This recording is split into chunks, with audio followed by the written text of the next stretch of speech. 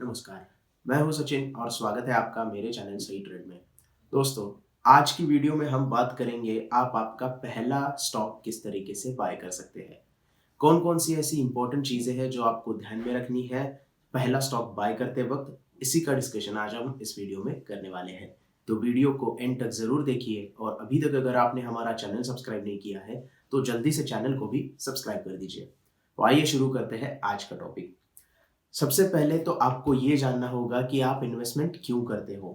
हम इन्वेस्टमेंट काफ़ी लोग होते हैं जो इन्वेस्टमेंट नहीं भी करते। इंडिया में तो ऐसे ऐसी सिचुएशन है कि इन्वेस्टमेंट के मामले में थोड़े-से हम पीछे पड़ जाते हैं। अगर टोटल पॉपुलेशन की बात करें तो सिर्फ़ 2 से 4% ऐसे लोग होंगे जो स्टॉक मार्केट में या म्यूचुअल फंड में इन्वेस्ट करते हैं। लेकिन अब ये नंबर काफ़ी बढ़ रहा है, काफ़ी लोग अवेयर भी हो रहे हैं। तो हम इन्वेस्टमेंट 3 चीज़ों के लिए करते हैं, ताकि हमारा जो अभी पैसा हम बना रहे हैं, जो हम पैसे अर्न कर रहे हैं, जॉब से हो, किसी बिज़नेस से हो, तो उससे हम थोड़ा-सा बढ़ा सकें। तो थोड़ा एक्स्ट्रा इनकम हम जनरेट कर सकें, इसके लिए हम इन्वेस्ट करते हैं। दूसरा फाइनेंशियल फ्रीडम हमें चाहिए होती है, इसकी वजह से हम इन्वेस्टमेंट करते हैं। और तीसरा टू बिकम रिच, हमें अमीर होना होता है। इसकी वजह से हम क्या करते हैं, इन्वेस्टमेंट करते हैं और उससे रिटर्न्स अच्छे कमा के थोड़ा-सा अमीर होने की कोशिश करने की सोचते हैं। तो इस चीज़ के लिए हम पैसे अपने जो होते हैं वो इन्वेस्ट करते हैं। दूसरा इम्पोर्टेंट चीज़ होती है, अब आपको पता चल गया है कि हमें इन्वेस्टमेंट क्यों करना है। तो सबसे दूसरा इम्पोर्टेंट चीज़ होती है कि कितने पैसे से हम इन्वेस्टमेंट शुरू करें? स्टॉक तो बाय करने हैं, म्यूचुअल फंड तो बाय करने हैं, लेकिन कितने पैसे उसके लिए रिक्वायरमेंट है? क्योंकि ऐसा कहा जाता है मार्केट में कि स्टॉक मार्केट जो होता है वो बहुत अमीरों का खेल है, बहुत ज़्यादा पैसे उसमें इन्वेस्ट करने के लिए लगते हैं, लेकिन ऐसा कुछ नहीं है। आप मिनिमम पैसे से भी इन्वेस्टमेंट शुरू कर सकते हैं। आप ₹500 से भी इन्वेस्टमेंट शुरू कर सकते हैं, स्टॉक मार्केट में हो या फिर म्यूचुअल फंड इंडस्ट्रीज़ में हो, आप ₹500 से भी इन्वेस्टमेंट शुरू कर सकते हैं। 2 चीज़ें आपको यहाँ पे ध्यान में रखनी है। स्टार्ट स्मॉल करना है, मतलब आप जितना कम पैसे से शुरुआत करोगे, उतनी एक्सपेंसिव मिस्टेक आप अवॉइड करोगे। बहुत ज़्यादा पैसे हैं, तो बहुत ज़्यादा इन्वेस्टमेंट कर लिया और बहुत ज़्यादा नुकसान हो गया, ऐसा भी हो सकता है। तो छोटा अगर इन्वेस्टमेंट करोगे, तो लॉस भी होगा तो छोटा होगा। भले प्रॉफ़िट वहाँ पे छोटा हो, लेकिन आपका लॉस वहाँ पे कंट्रोल रहेगा, लॉस छोटा रहेगा। इसीलिए start small and avoid the expensive mistake. दूसरी इंपॉर्टेंट चीज़ जो है, वो कभी भी पैसे उधार लेके इन्वेस्टमेंट ना करें। हमेशा उन पैसों का ही इन्वेस्टमेंट के लिए इस्तेमाल करें जो आपको लॉन्ग टर्म के लिए नहीं लगने वाले हैं या फिर आपकी थोड़ी-सी एक्स्ट्रा इनकम है। अगर आपकी बेसिक्स थिंग्स जो है, उसमें आपको पैसे कम पड़ रहे हैं और उसमें से ही आप इन्वेस्टमेंट कर रहे हो, तो थोड़ी-सी आपकी लाइफ मुश्किल में आ सकती है। तो कभी भी ऐसा ना करें, जो पैसे आपके पास एक्स्ट्रा है और वो थोड़े बहुत लॉस हो जाए या उस पैसों की इन्वेस्टमेंट में आपको थोड़ा बहुत लॉस हो जाए, तो आपको लॉन्ग टर्म के लिए थोड़ा बहुत फ़र्क नहीं पड़ने वाला है। ऐसे पैसों का ही इन्वेस्टमेंट आप करें। दूसरी चीज़, आपके पास हमेशा इमरजेंसी फंड होना चाहिए। जब भी आप इन्वेस्टमेंट करते हो, पहला स्टॉक बाय करते हो या फिर इन्वेस्टमेंट करते हो, तो आपके पास थोड़ा बहुत इमरजेंसी फंड होना चाहिए, ताकि आप किसी पर्टिकुलर स्टॉक में अगर इन्वेस्टमेंट करते हो और वो लॉन्ग टर्म के लिए आपको रखना है या फिर 2-3 साल में आपको रिटर्न नहीं जनरेट करके देता है, तो आपका जो सर्वाइवल है वो अच्छी तरीके से होना चाहिए। इसीलिए पैसे उधार मत लो, जो आपके पास पैसे बेसिक्स थिंग्स के लिए है, उस पैसे को इन्वेस्टमेंट में मत डालो। और तीसरी चीज़ है कि इमरजेंसी फंड भी आपके पास तैयार होना चाहिए। उसके बाद आता है कौन-सी वे से हम इन्वेस्टमेंट करें। पहला पार्ट हमने देख लिया क्यों इन्वेस्ट करना है, दूसरा पार्ट हमने देख लिया कितने पैसे इन्वेस्ट करने हैं, तीसरा पार्ट है कि कौन-सा राइट वे है टू इन्वेस्टमेंट। आप यहाँ पे डायरेक्ट इन्वेस्टमेंट कर सकते हैं, जैसे कि आप डीमैट अकाउंट खोलते हो और डायरेक्टली शेयर का एनालिसिस करते हो और स्टॉक बाय करते हो। अगर डीमैट अकाउंट खोलना है तो आप डिफरेंट डिफरेंट ब्रोकर के पास जाते हो, जैसे कि डिस्काउंट ब्रोकर होते हैं और प्रीमियम ब्रोकर होते हैं। प्रीमियम ब्रोकर जो होते हैं वो आपको एडवाइस भी देते हैं कौन से स्टॉक बाय करने हैं। आपके आपके साथ रिलेशनशिप मैनेजर भी होता है जो आपको बताता है कौन से स्टॉक बाय करने होते हैं। डिस्काउंट ब्रोकर में आपको ये सारी चीज़ें नहीं होती है, आपको सिर्फ प्लेटफॉर्म दिया जाता है डीमैट अकाउंट में स्टॉक बाय करने के लिए, स्टॉक सेल करने के लिए और आपकी जो पोर्टफोलियो है तैयार करने के लिए आपको डिस्काउंट ब्रोकर सारा प्लेटफॉर्म अवेलेबल करके देते हैं।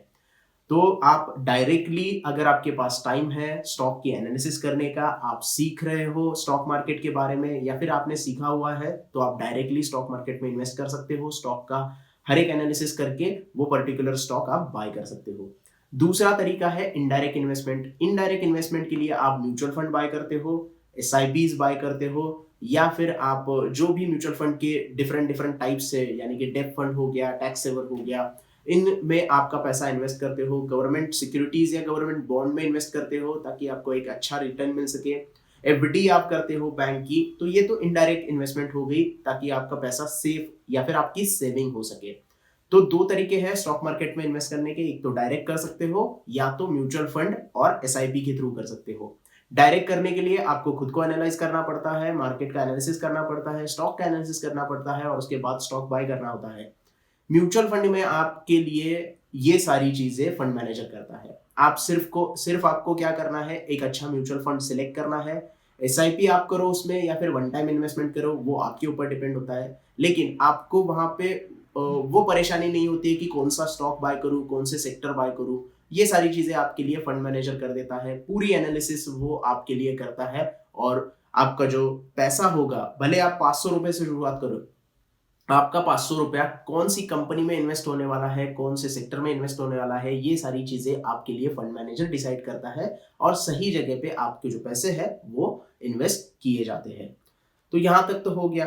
तीसरी चीज, अगर आप खुद से करना चाहते हो, मान लीजिए कि आप खुद का डीमैट अकाउंट खोल रहे हो और खुद से करना चाहते हो, तो आप किस तरीके से इन्वेस्ट करोगे स्टॉक में।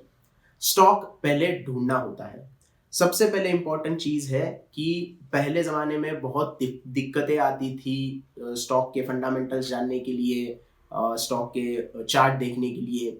अब ये सारी चीजें आसान हो गई है, स्टॉक ढूंढना आपके लिए बहुत आसान हो गया है। आप गूगल पे जाके डिफरेंट डिफरेंट स्क्रीनर का यूज कर सकते हैं। उस स्क्रीनर की मदद से कंपनी का एनालिसिस कर सकते हो, फंडामेंटल रेशियोज देख सकते हो, चार्ट की मदद से टेक्निकल एनालिसिस कर सकते हो, और उसके साथ साथ ही जो भी आपको और भी कंपनी के एनालिसिस करने हैं, जैसे कि एनुअल रिपोर्ट पढ़नी है या फिर फाइनेंशियल रेशियोज देखने हैं, ये सारी चीजें आप कर सकते हो और उसमें आप एनालिसिस करके स्टॉक में इन्वेस्टमेंट कर सकते हो। तो सबसे पहले आपको क्या देखना चाहिए, अगर आप बिगिनर हो, शुरुआत कर रहे हो, पहला स्टॉक खरीद रहे हो, तो सबसे पहले आपको लार्ज कैप कंपनी को ही फोकस करना है।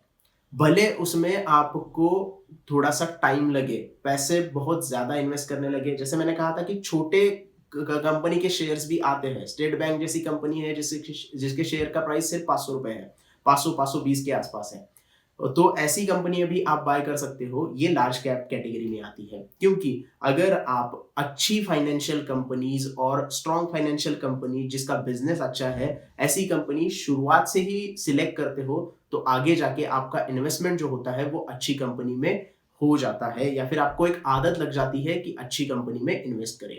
नए बिगिनर्स जो लोग होते हैं, जो नए नए मार्केट में आते हैं, उनका क्या पॉइंट ऑफ व्यू रहता है कि पेनी स्टॉक खरीदें।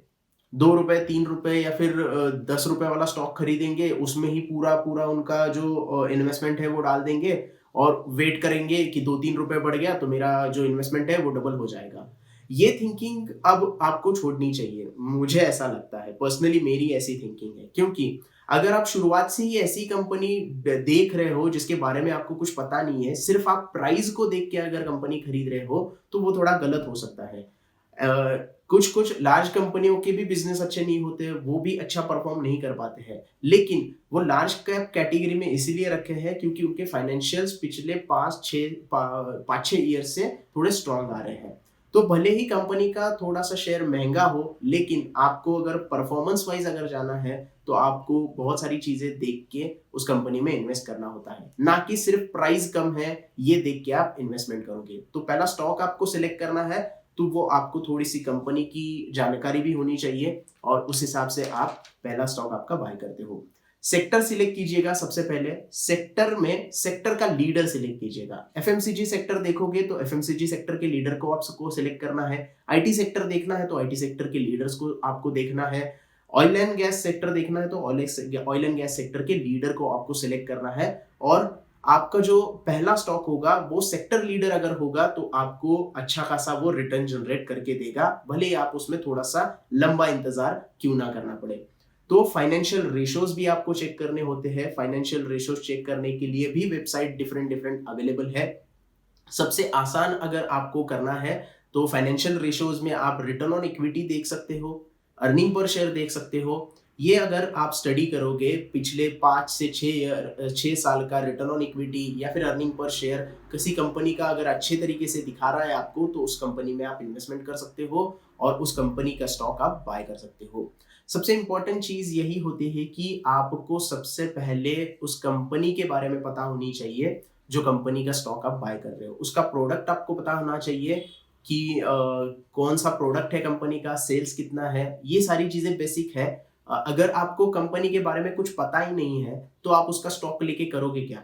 कुछ दिन में कंपनी के अगर स्टॉक गिरने लगे तो आपको समझ नहीं आएगा कि क्यों गिर रहे हैं, उसके पीछे का रीजन क्या है। इसकी वजह से थोड़ा सा फंडामेंटल एनालिसिस करके अगर आप स्टॉक सिलेक्ट करते हो और बाय करते हो तो आपके लिए अच्छा रिटर्न जनरेट यहाँ पे हो सकता है। अब आपको देखना है कि किस कंपनी में आपको इंटरेस्टेड है। मतलब मान लीजिएगा कि आप एफएमसीजी कंपनी बाय कर रहे हो, तो हम घर में सारे एफएमसीजी कंपनीज के कुछ ना कुछ प्रोडक्ट बाय करते हैं। जैसे कि हम कोलगेट यूज करते हैं, हम पैराशूट का तेल यूज कर सकते हैं, हम बाटा की चप्पल यूज करते हैं, या फिर और भी तरीके हैं, हम ब्रिटानिया की बिस्किट खाते हैं। तो ये कंपनियां हमारे सामने होती है घर में और हम इसको इग्नोर कर देते हैं। ब्रिटानिया के बिस्किट बिस्किट खाना तो लोग छोड़ेंगे नहीं, पैराशूट का तेल यूज करना तो छोड़ेंगे नहीं, चप्पल यूज करना तो लोग बंद करेंगे नहीं। तो ये कंपनियां हमारे सामने होती है लेकिन हम इसे इग्नोर कर लेते हैं। तो बिगिनर जो होते हैं वो इस तरीके की कंपनी में अगर इन्वेस्ट कर देते हैं तो आपके लिए अच्छा हो सकता है। शुरुआत अच्छी कंपनी से करेंगे तो आपको आगे जाके लॉन्ग टर्म के लिए या फिर लंबा रास्ता आप तय कर सकते हो। सो पहला स्टॉक आपको, जैसे मैंने बताया, उस स्टेप बाय स्टेप जाना है। पहले आपको जानना है कंपनी के बारे में, आप क्यों स्टॉक बाय कर रहे हो, आपको कंपनी के बारे में पता होना चाहिए, किस तरीके की कंपनी के प्रोडक्ट है। ये जानने के बाद अगर आप पहला स्टॉक सिलेक्ट करते हो तो आपको अच्छे तरीके से आगे आने वाले दिनों में भी स्टॉक का नॉलेज हो सकता है। So that's it for today. So इस तरीके से आप अगर स्टेप को फॉलो करोगे और थोड़े रूल्स को फॉलो करोगे, डिसिप्लिन रखोगे, तो आपको यहाँ पे स्टॉक्स बाइंग में आसानी हो सकती है। So that's it for today. I hope आपको वीडियो अच्छे से समझ में आ गया होगा। वीडियो पसंद आया हो तो प्लीज लाइक कीजिएगा, कमेंट कीजिएगा और हमारे चैनल को भी जरूर सब्सक्राइब कीजिएगा। धन्यवाद।